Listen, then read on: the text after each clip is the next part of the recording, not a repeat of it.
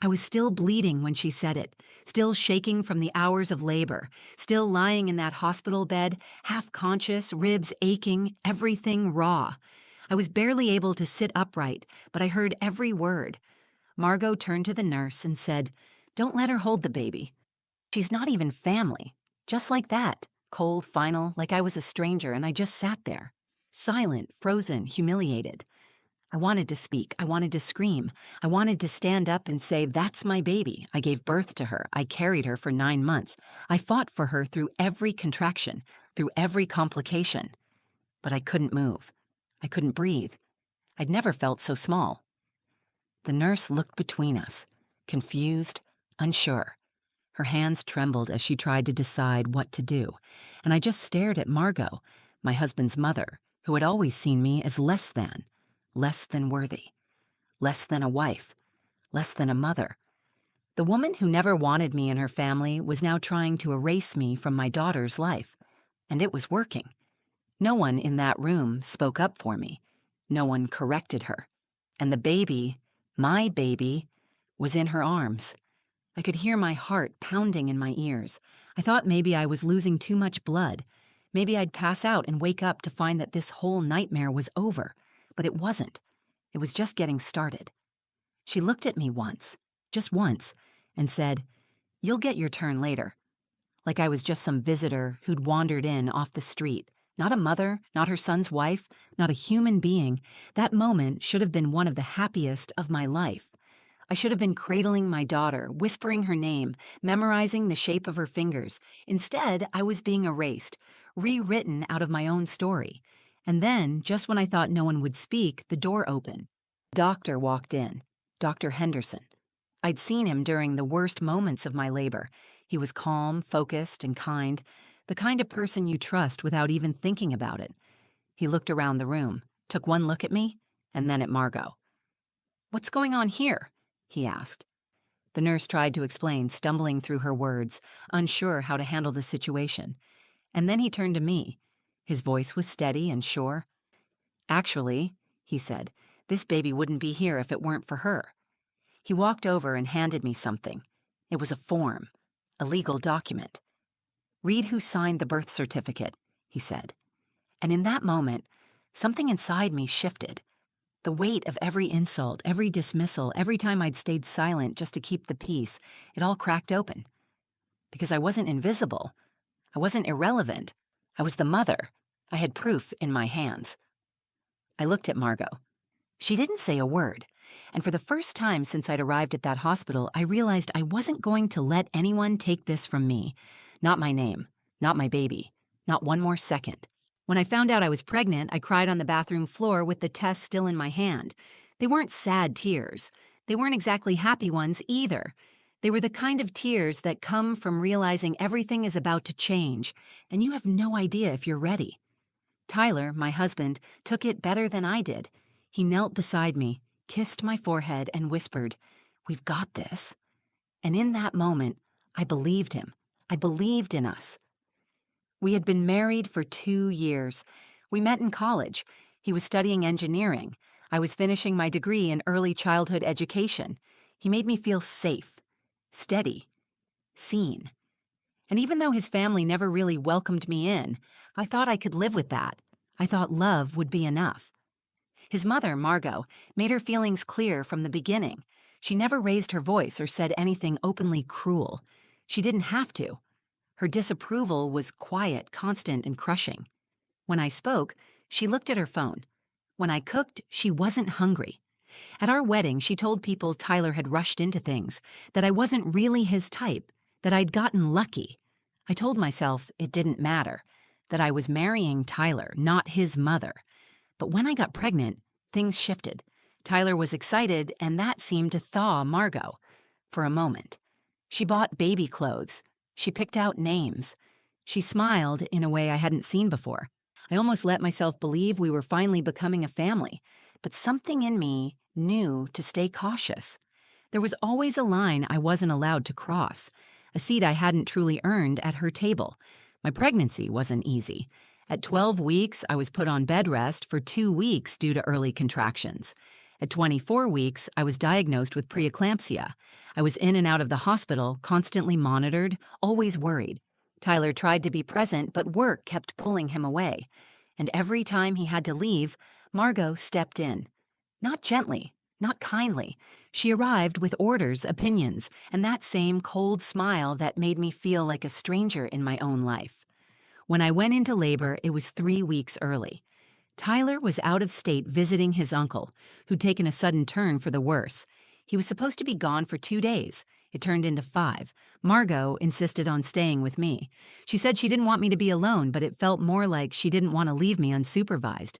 Tyler had given her temporary medical power of attorney, just in case. It was meant to protect me, but she used it to control everything. What room I stayed in, what doctor I saw, when I could have visitors. The labor was brutal. 18 hours, 2 failed epidurals. At one point, the baby's heart rate dropped, and I had to be given oxygen. I remember the mask being pushed onto my face and a nurse saying, "We might have to make a decision soon." I was alone in a room full of people, and the only person who spoke to me like I mattered was a young nurse named Angela. She wiped my forehead and whispered, "Doing amazing." It was the first kind thing anyone had said to me in hours. Eventually, I gave birth to a tiny, perfect baby girl. I didn't even get to hold her. They took her away for immediate care, and I was too weak to protest. I drifted in and out of sleep, exhausted and hollow. I kept asking for Tyler. He was still on his way. When I finally woke up in the recovery room, Margot was already there holding the baby. The nurse stood awkwardly beside her, looking unsure. I reached out with both arms and said, "Can I hold her?" And that's when Margot said the words that made everything inside me go still. "Don't let her hold the baby. She's not even family." I didn't understand how someone could be so cruel at a moment like that. I was her daughter-in-law. I was the mother of the child she was holding. I was the woman who had nearly died to bring that baby into the world. And yet, somehow, I was invisible again. But something inside me refused to break this time. I didn't know it yet, but this wasn't the end of the story.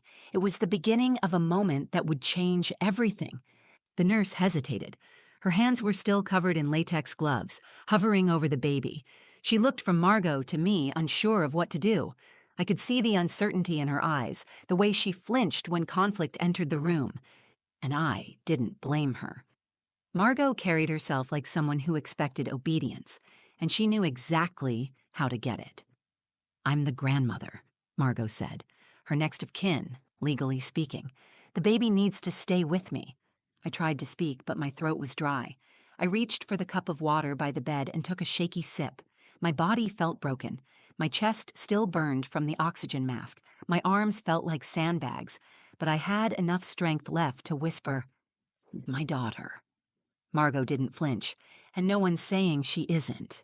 But Tyler isn't here, and with your condition earlier, you're not in the right state of mind. Let's wait until the doctors clear you, all right? We just want what's best for the baby." The nurse looked panicked. She glanced down at the chart in her hands, scanning it for answers she wouldn't find. She was young, maybe new, maybe unprepared for the politics of a family like ours. "Can I see some ID?" the nurse asked. Margot pulled a folder from her purse. She had it ready. Signed documents, emergency contacts, the temporary medical power of attorney Tyler had approved weeks earlier. At the time, it seemed responsible, necessary. I had even signed off on it, trusting that it was a precaution, not a weapon. She waved the papers like a badge of authority. "We're just following protocol," she said calmly. "She needs rest. The baby needs calm. Let's not turn this into something emotional." But it was emotional. It was deeply, painfully emotional. I had just gone through 18 hours of labor. I had given birth with no husband by my side, no family to hold my hand, just machines, pain and strangers trying to keep both of us alive. And now, after all of that, the first arms to hold my child weren't mine. They were hers. I could hear Eliana's soft cries, muffled against Margot's shoulder. It felt like a piece of me had been taken, not just taken, stolen. I tried again. "Please, just for a minute. I need to hold her." Margot clutched the baby closer and turned slightly away, protecting Eliana as if I were a threat. "Let's not do this now," she said. "You're upset. You need to recover. The last thing you need is more stress." She wasn't loud. She didn't yell. Her tone was careful, measured, and dangerous. It was the kind of voice used by people who manipulate while pretending to care. And the worst part was, I knew she believed she was right. The nurse took a step back. "Maybe I should check with the attending." "No need," Margot said, her voice firm. "Everything is covered. I'll take care of her." I could feel my body trembling, not just from the labor, not just from blood loss, but from something deeper, rage and heartbreak living in the same space. I had never felt so powerless, so erased. The room blurred around me. My heart pounded in my ears. All I could think was, this is how it happens. This is how people are rewritten out of their own lives. One signature, one assumption, one person too weak to speak up. I wanted to scream. But instead, I lay back in the bed, staring at the ceiling tiles while Margot cooed at my baby like she had every right to do so.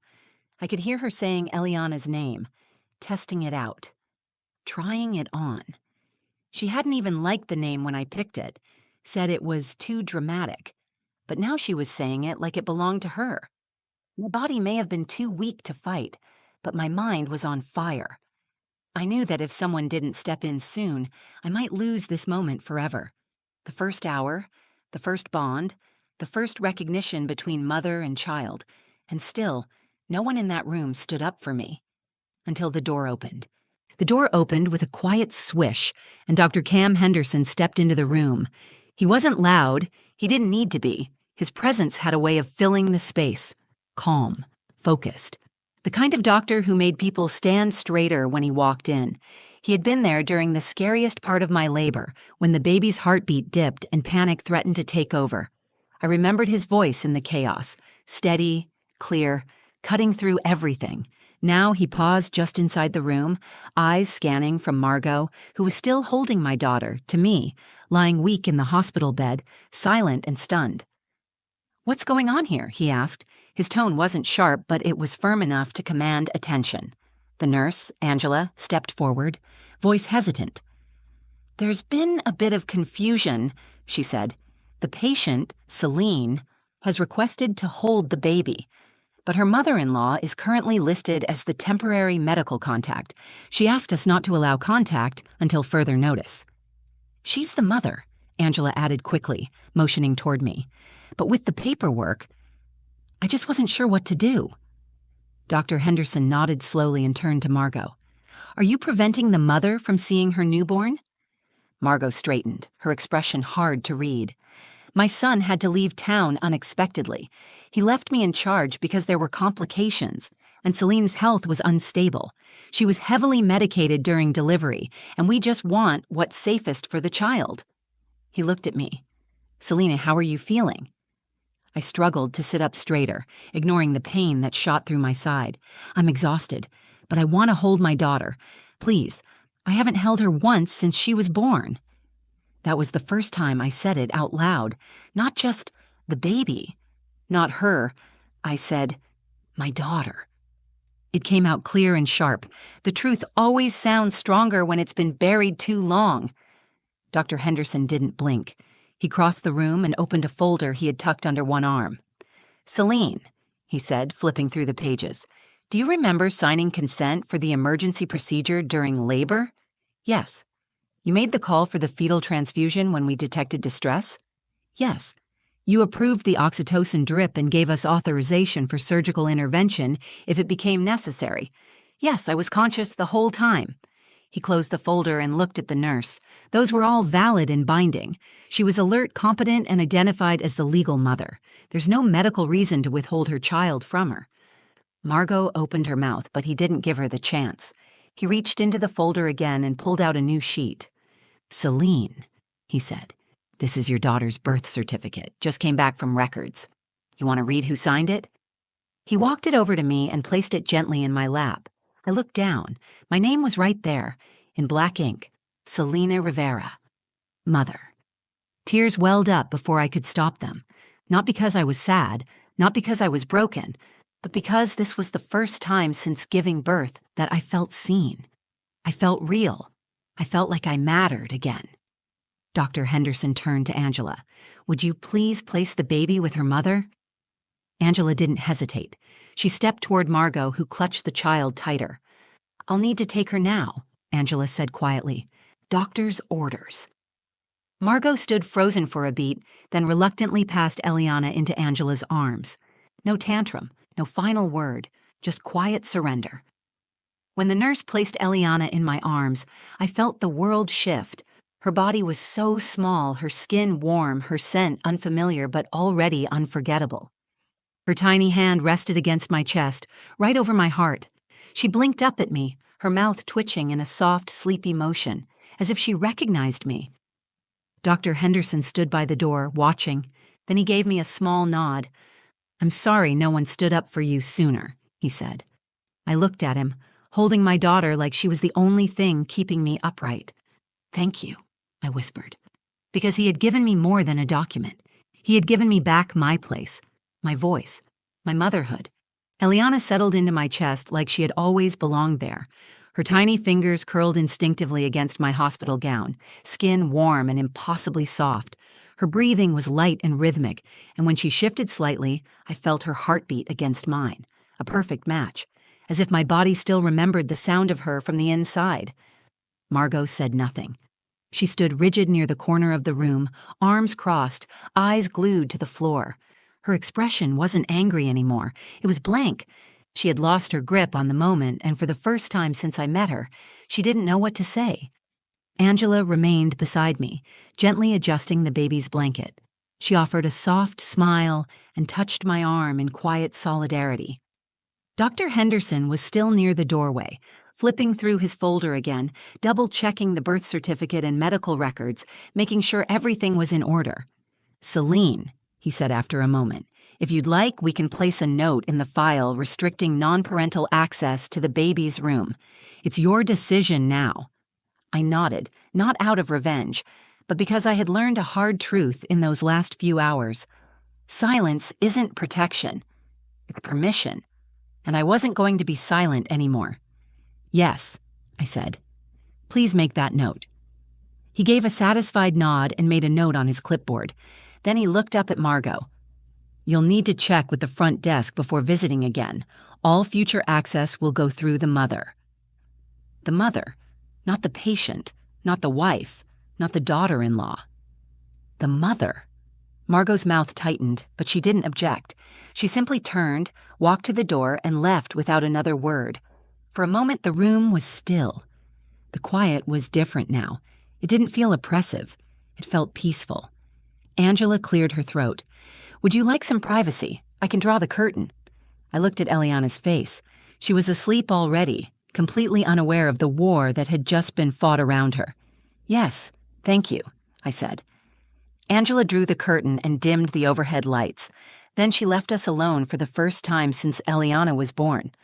I looked down at her, memorizing every detail, her delicate eyelashes, her button nose, her full lips. I traced the edge of her cheek with the back of my finger. She stirred slightly, then settled back into sleep. "I'm your mom," I whispered. "No one gets to change that." Tears slid down the sides of my face, but I didn't wipe them away. I let them fall. They weren't from pain. They were release. Relief. The weight I'd been carrying for 2 years, trying to earn a place in a family that never wanted me, was gone. I never should have had to fight this hard just to hold my own child. But in doing so, I found something I didn't expect. I found the part of myself I had kept quiet to keep the peace, the part that knew what I deserved and wasn't afraid to claim it anymore. Later, Tyler arrived. He came rushing into the room, eyes full of panic until he saw me holding Eliana. "I'm so sorry," he said, kneeling at my bedside. "I had no idea my mom would do any of that. I thought she was helping." I didn't yell. I didn't cry. I looked at him and said, "She tried to take our daughter from me." "That's not helping.